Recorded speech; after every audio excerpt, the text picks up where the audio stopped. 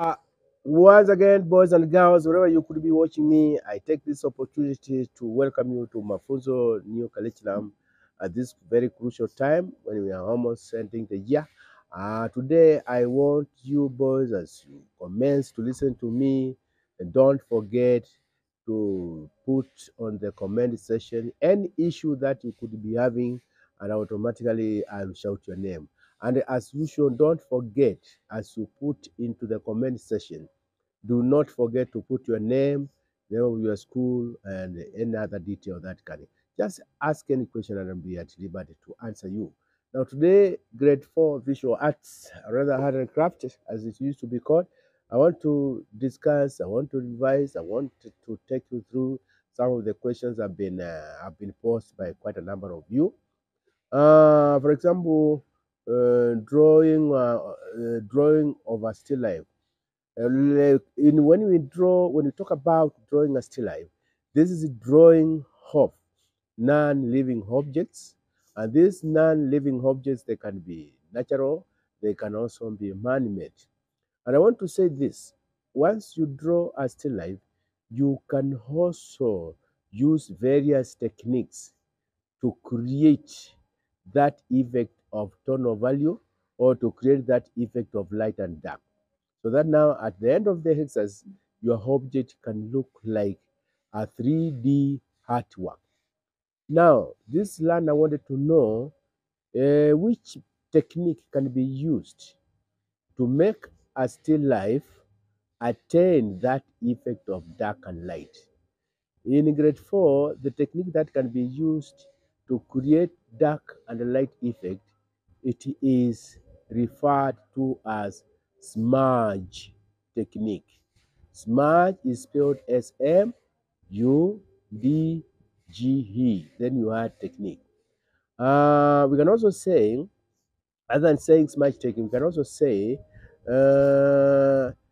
also say tonal variation. Remember, we have gone through what we call gradation, and we said gradation is the change of tone from either black to light, or rather dark to light, or light to dark. Gradation. Then another learner wants to know more about primary colors and the secondary colors. Today, I want to dwell on primary colors. Primary colors, they are those colors which are very original. They are original. There are no known colors that you can mix to get them. Primary colors are three, and these are red, yellow, and blue. Now, if you go ahead and mix any two primary colors, you get mixing of any two primary colors gives you a secondary color. And yet again, secondary colors are three number. These are orange, green, and purple, or violet. Now, the three secondary colors are orange, green, and purple. And the purple is also known as violet. Then somebody else talks about photography. Photography is the art of taking pictures using a camera or another digital device like like a smartphone. You see, when you are taking a photograph, it all depends with your expertise. There are sometimes you can come across photographs that you would like to look at them once, twice, and so forth, and others are of poor quality. For example, you can come across a photograph that has got poor quality image, and another one with good image quality. It all depends on where you took your photograph. So, for example, if you take a photograph in a room which is less lighted, and somebody else takes a photo in an outside where there's sufficient light, automatically that picture which is taken outside, it is going to be clear. It's going to be clear, and it won't be dark. Number two, when you are taking your photograph, remember also those, if it is a person you are taking a photograph, that person should be seated, or rather should be seen within the screen, within the lens, and that creates balance. So sometimes you can be told choose the picture that has been photographed. That one is correctly, the photo has been taken correctly. Always look at this register. Look at the photo which is clear. You can see all the details, and also look at the photo that the images are balanced, are centralized.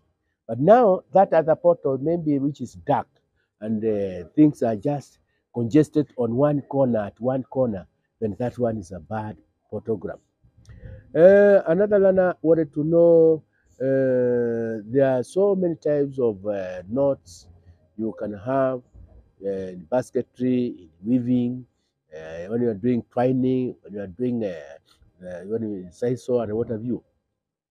There's one type of a knot known as overhand knot. This overhand knot is very important, especially when you are making things like a net.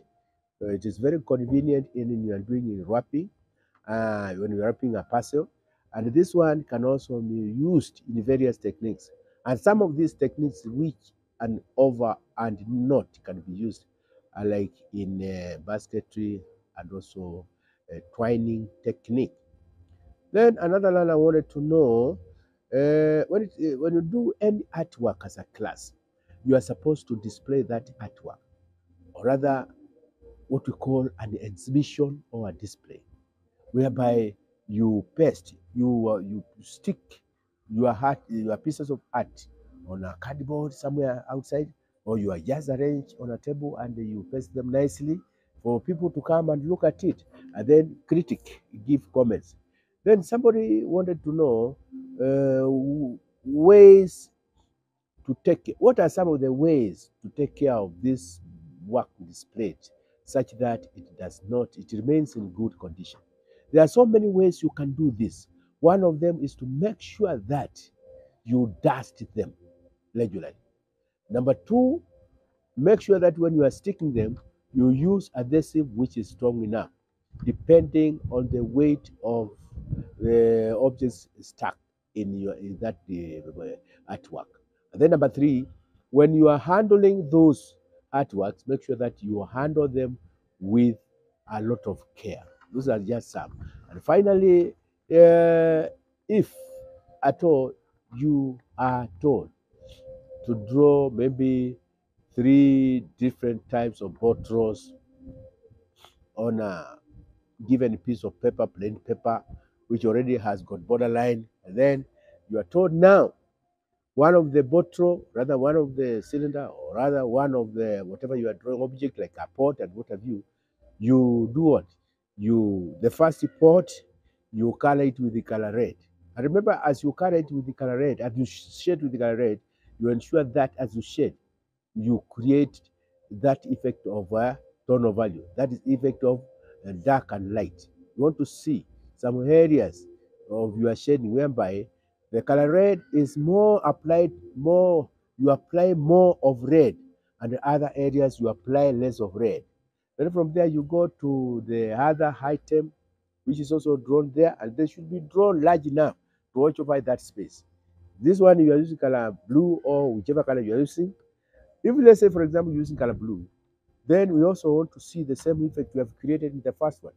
Apply more of blue in some parts of that pot, in that bottle, in that whatever, and then you shade in such a way that you can see some areas are more dark blue, others are more light blue.